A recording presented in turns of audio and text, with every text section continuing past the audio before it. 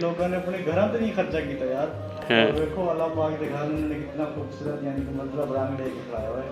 ये ईमान का तकाजा है कि समझना जी अपने बिल्कुल। यानी कि मतलब इबादत गाह में इतनी मोहब्बत, जी इतनी बिल्कुल। अकीदत और इतनी खूबसूरती ना यानी कि मतलब सजावट ना रखी हुई है। सोचना क्या जिवें हो साडे सरे क्या कि जिवें नवी वार दी ना सेज बन गई है। हाँ उस सो हाल हो रखे।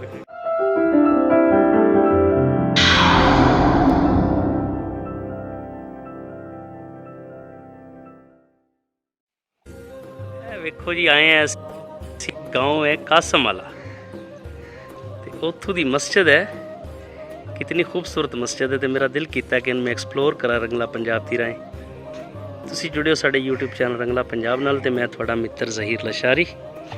ਆਓ ਜ਼ਰਾ ਮਸਜਿਦ ਨੂੰ ਤੁਹਾਨੂੰ ਅੰਦਰੂਨੀ ਵੀ ਵਿਖਾਣੇ ਕਿ ਕਿਤਨਾ ਖੂਬਸੂਰਤ ਇਹਨਾਂ ਨੇ ਬਣਾਇਆ ਹੈ। ਦੱਸਦੇ ਨੇ ਮਸਜਿਦ ਨਾ ਮਾਸ਼ਾਅੱਲਾ ਅੰਦਰੋਂ ਬੜੀ ਖੂਬਸੂਰਤ ਹੈ ਤੇ ਆਪਾਂ ਜ਼ਰਾ ਉਹ ਵੀ ਵਿਖਾਣੇ।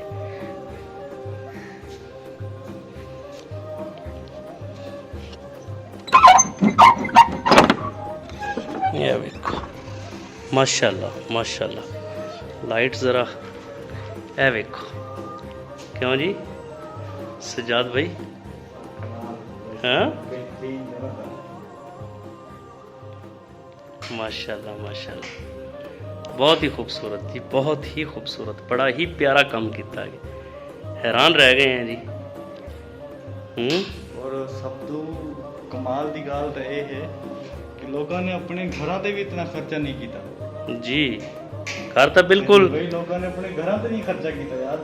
हाँ। और देखो अल्लाह पाक के घर ने कितना खूबसूरत यानी कि मतलब रंग लेके खड़ा हुआ है।